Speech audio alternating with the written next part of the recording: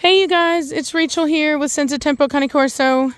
So I'm here with one of my customers, and this is a Mona and Mad Mortigan puppy. She came here for socialization, and we realized that we could probably do some training as well, and so that's what we're doing. And I'm showing Aaron the difference between what he's been using, which is just a standard leash and collar here, and a loop lead. And so he was kind of struggling with control with the dog, and she was kind of just really doing whatever she wanted to.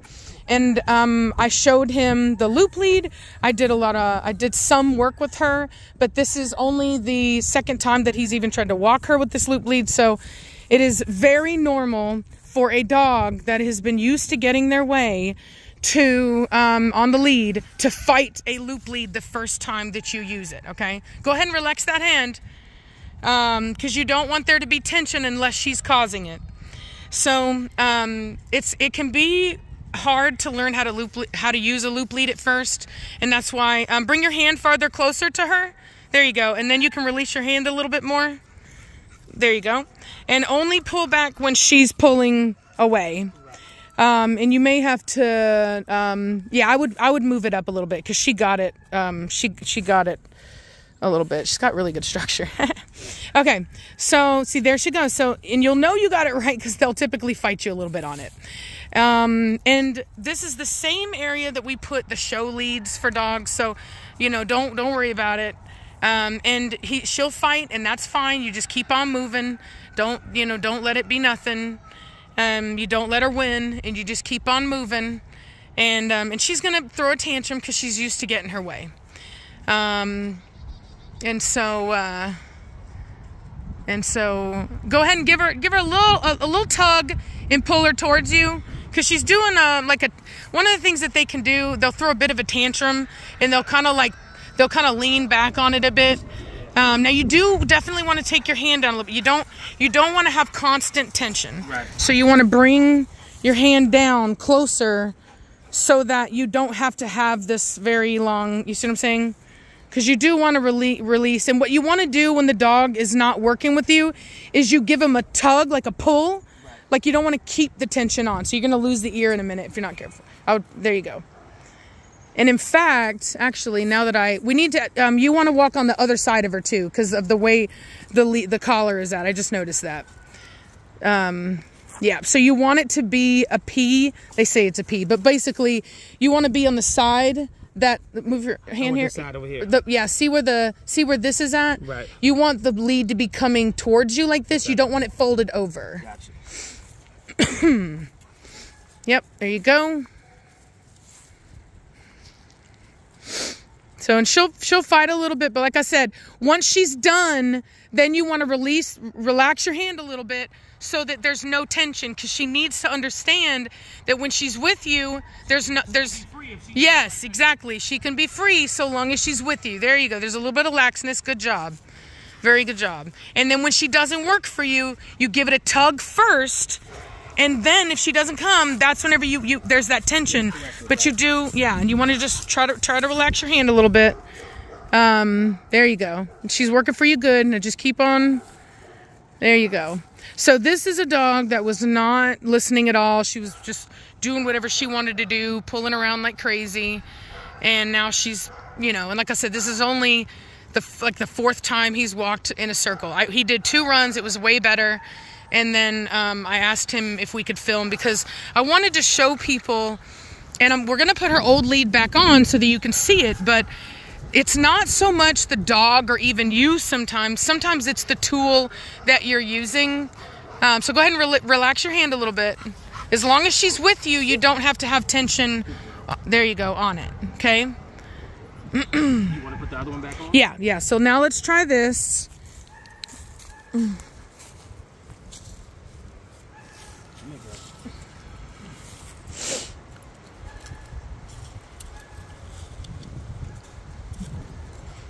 And this is a 7-month-old puppy, so she's, gonna be, she's in training. That's why she's here. So you can see she's pulling. She's still, see, boom, see how she turned around and completely looked in the opposite direction? That right there is just, she's used to being able to get her way. Now, it'll probably get worse the more she realizes that there's not going to be any type of issue. Yeah, she's pulling more. She's disengaged from him, so she's not looking at him. Got her nose on the ground, looking around, pulling in different directions. She's more relaxed. Yeah, now she's leading you. She's more relaxed because look at that pull. Look at that pull. See that pull? See how she's just completely different dog on that collar. And so that's why I mean, it's not the, it's sometimes it's not about you, and sometimes it's not about the dog. It's that you're using the wrong tool. There's no way for him to communicate to this dog that she's doing something wrong by pulling and doing what she wants. And I also want to show you, so one of the things I want to do is I want you to show how she responds to Savannah walking up. So here she's pulling, she's in front, she's pulling really hard here, pulling really hard, and she's being nice. She's a good girl. Hi. You good girl.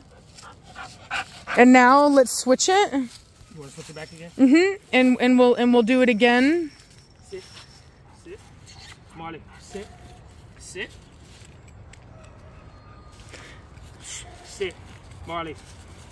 See how she's not even listening? See, did y'all see how whenever he told her to sit before, she sat immediately?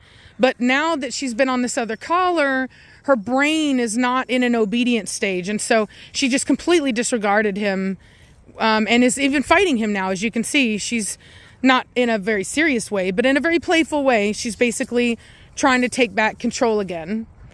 And so, there you go. And then, yep, you'll pull it. Yeah, you'll want to pull. So you'll want to have the collar already tight before you pull down on the skin. Right. Okay. There you go. And you'll just kind of, what I like to do is kind of tuck it underneath the collar, if that makes sense. Right. Just to make sure you get the tightest. There you go. But you'll want to maintain the tightness so it doesn't slip down.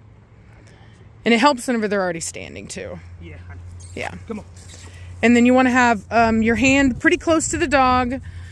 There you go. A little bit farther down. There you go. And then less tension. There we go. Immediately, she already knows. Already knows. She's already not turning around, not trying to fight everybody. She's walking better. She's not pulling him. Much more respectful already. Go ahead and just, you can bring your hand down a little bit more. There you go. And that way you can have more control. See that? So whenever she pulls like that, and you see how, can you see how there's space here? Right. Where, you see, I don't want you guys to see that. There's space up here. It's lower down. Right. And that makes it, so when the collar is at the right place, it's uncomfortable to pull. Right. And so, but as soon as it drops down, she knows she can pull with ease. But still, it's nothing like what it was. So Savannah, what I want you to do is I want you to go around from the other side over here, and I want you to basically like surprise her, like come in from the other direction. Yes, from over here. Yeah, go around and take off the hoodie just so you look a little bit different. What? Okay, you can do that. But you can see she's already much more obedient. She's staying with him. And this is, you know, you guys are seeing the progress, because the first couple times she had that leash on, she was still giving him a little bit of trouble. But now that, now she's not, right? Like she's even getting better. And you'll learn to kind of relax a little bit. Your hands are a little tense, and you'll learn to, so when she does that, you just pull up and back. That's what I want you to do. I want you to pull up. So like go and then back. So I want you to basically pull up and back, like move her back. Right. There you go. When she tries to pull you, that's what I want you to do, and then relax. But you've got to have some laxity there, otherwise there's no difference. So relax after that. Bring your hand down, and then there you go. And you'll want to, your collar placement's a little low. That's why a lot of people like prongs, because they sit up there. So but this is good, or? I like these myself. But so there we go. So here's Savannah coming up with the hoodie on. Here she's at. There we go. No, no, Savannah, come over here with me. The only thing I'm seeing is you got constant tension, right? So you don't want to have there to have constant tension there. She's still watching. Now what? There we go. So no, you see how she's not reacting good. So now what I want you to do is I want you to back her up into a sit. Sit. Okay, relax your arm. And now, Savannah, I want you to move forward. And as soon as she gives you a, Savannah, slowly. There you go, boom. Put her back in a sit, quick. And tell her no. Let her know what she did was wrong. Bad girl. And mean it. Bad girl. Bad girl. Now, Savannah, I want you to come forward. Watch the eyes. Give her a little leash correction because the eyes. No. Like, what I want you to do is you yank. I want it to be an abrupt motion, not a pull, an abrupt motion. Okay, Savannah, back up. I think so you can redirect her. So the steady, it's important you learn the body language. The eyes staring like that is already an issue. That's called fixation. And so you want to interrupt that train of thought when that's happening. So, and you do that by giving a jolt of the leash, not a pull. You don't maintain it. It's a pull and release. Okay. And it's a way of communicating. I don't like what you're doing. Cut it out. Okay. So you want to break that eyesight and you want to keep doing that until you get that desired reaction out of her. Now, sometimes a dog, if it has a lot of fear, or if it's just kind of not necessarily, it doesn't mean fear as in the temperament is fearful. You can have a fear of a situation and it not mean anything other than you don't know how to handle that situation and you're kind of freaking out a bit, and that's fine. That's a normal part of a dog getting used to something. So, but sometimes they might freak out a little bit. If you don't let them freak out, they might kind of, fight on the leash and kind of act a little bit like how she was acting when you had her on the leash, okay? And that's fine. Like usual, you just stay calm. You keep asking for the same thing, which is you will sit here and you will be respectful. You will settle down, you'll put your butt on the ground, and you'll be calm, right? And that's how I want you to handle it. And so, Savannah, move forward.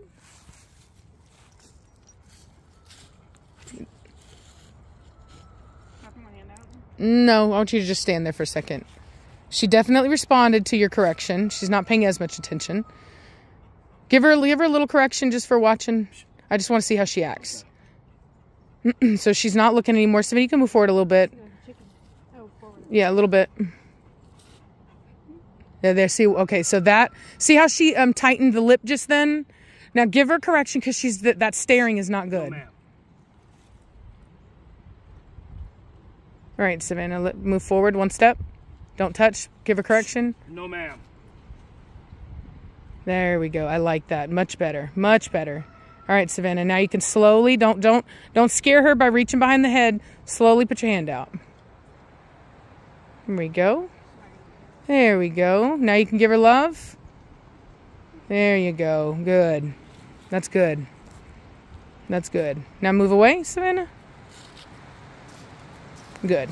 So, very important. When a dog doesn't like something, they stare at it. Okay? So if you don't want your dog to be afraid of something, and kind of, these puppies will kind of get into their own head. And so, don't let them stare at it. It breaks that process. Okay? And as you saw, each time you did that, her energy de-escalated a little bit, right? And then she was able to look at something else. But we had a moment there where she did this tight lip moment where that could have escalated to a bite.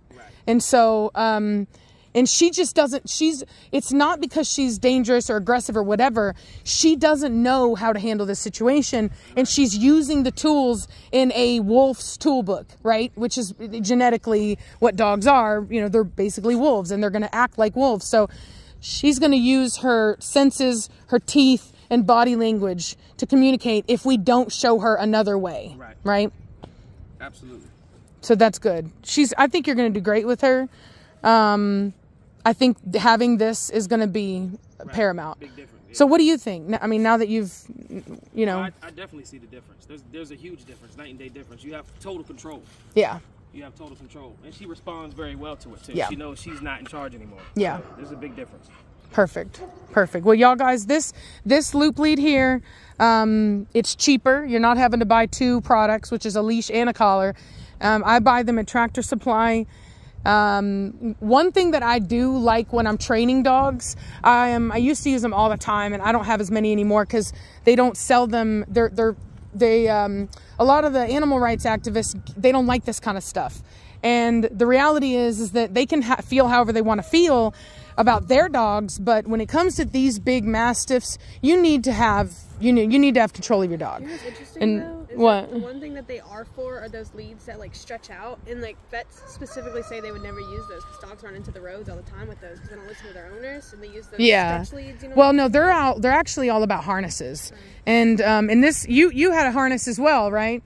Yeah, and I often find this kind of behavior out of dogs that have had a harness. So here, I wanna do a thing. I wanna work with her real quick, and I want you to watch where I place my hands. Okay? And since this is on film, you can watch me doing it later. Right? Here, Savannah. I am gonna film. I don't think you guys have seen Mama's hair either. So we'll talk about it later. So what I'm gonna do is I'm just gonna make sure that I'm adjusted here.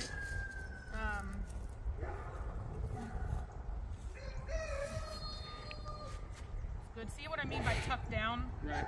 That's what I mean. And just gonna give it a little tug. Make sure we're secure. Okay. I'm gonna put my hand right here. This is where I would normally do it. Okay. I'm just barely off. Gotcha. Okay. Right, and I usually take these fingers like this. On a really good dog that's really well trained, I'll literally just use this finger here. Okay. This index finger, I'll just wrap it around here, just like that. Okay. Now she can kind of get a little bitey on the leash. Right. So sometimes you might want to, with a dog like this, you see me, I kind of was a little farther away. Right. But that's not because that's the right way to do it. It's because I don't want to get bit. Right. So come on. Okay. But now that I've been working with her a little bit, I can have my hand. So see how far my hand is down? Right. Let's see if I can zoom in for you guys. So I want to show you that I've got it right here. This is a loose lead, okay? And it never has the chance to move on her neck. Unless she does cause something to happen. Because I'm right here. Right. You see what I'm saying? And what I mean whenever I want you to do the up and back, when she starts pulling, is I want you to go up and back. Gotcha. Okay? Come. Come. See, she's getting a little weird on me. So I'm going to move my hand up, just because I don't want my hand to get nailed. Come on. Come on. Come on. Come on. Come on.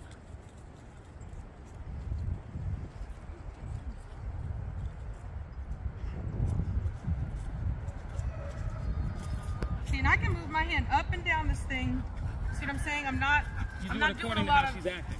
Yeah, I'm not doing a lot here. I'm gonna cut into her here.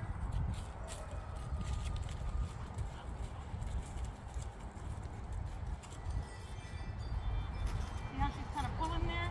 Right. So I'm gonna kind of try to fix it a little bit by rotating it up.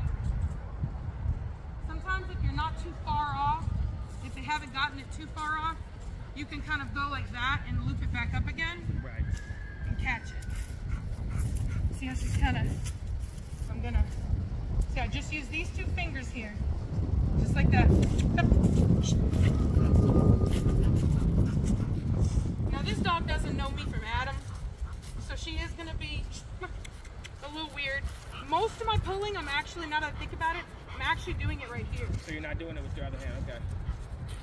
Now a little bit, but not a lot.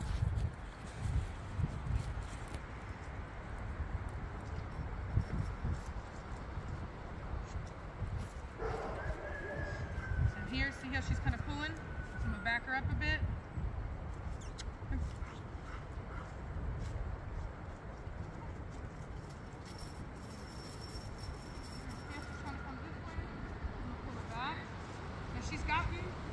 She's kind of pulling a little bit because she's gotten some space here.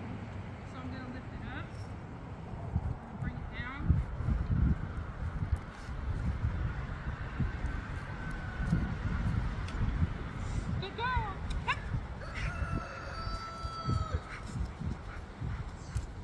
now she can't pull me. And I will say, I think that's kind of why I like the metal. And what I do with a dog that wants to pull a lot, when they pull a lot, is I go like this. I use my leg and I just cut into it. And I just keep moving the dog. And so you're controlling the direction now. Yeah, yeah. And it's like, if you want to pull, then, you know, we can just go in circles if you want to. I'm pretty sure she had to do that with Preacher whenever she first got him. I want to test. See, if I want to test it, then what I'll do is I'll bring the dog over here. Because this is where they're going to try to fight you. That's why it's a test. Now you're moving the opposite direction. Yeah.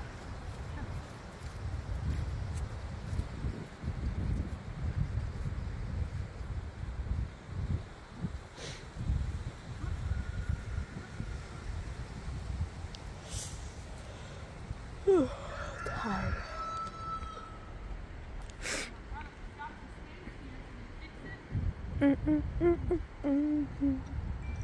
Just if I can zoom in. It's hard to maintain. There we go. See how she's fighting me more? That's how I know I got it.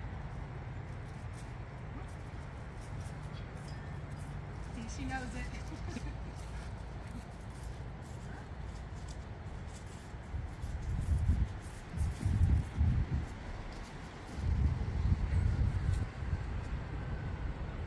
And this is something that I did with Preacher. He was a 6-month-old puppy who was giving me trouble. And I just brought him out and I just moved his feet. Didn't you make him sit too? Like every... She'll sit, yeah. Sit. She was making him sit like every Move this 10 collar seconds. around. She'd walk him, make him sit, walk him. Because he was really stubborn. He didn't want to. Let's go. Come. You can definitely tell the work paid off. You can definitely tell. Mm-hmm.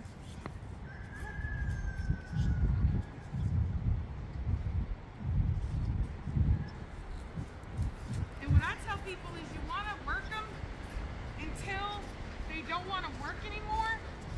Then you work them a little bit past it so they're being obedient like she is now. And then you end on a positive note. So you get them to the point that they don't want to listen.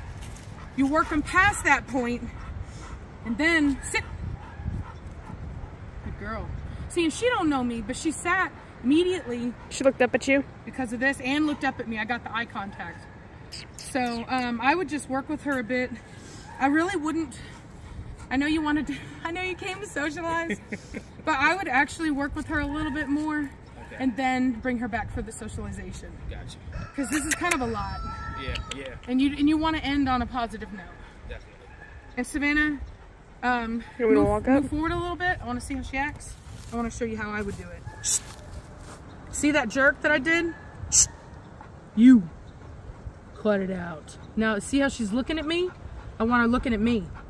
Savannah, move forward a bit. See that tail wagging? Good. Good girl. Good girl. Now you can put your hand out. Good girl. You're good. There you go. See, totally different response. Good girl. Right? Yes. So in the eye contact, I wanted her to know you will behave. Right. Sound good? Alrighty then. Well, you guys, I think we're gonna end it there. This has been a really good training session. She wants to go back. And so where he's gonna work on this, and then maybe we'll do another update whenever we do socialization. So She's like, please take me back to you. and everybody, please say a big thank you to Aaron for being willing to let me film. Takes a lot for a person to be willing to show the learning process, and I really appreciate it. No problem. Everyone be kind in the comments section or I'll ban you.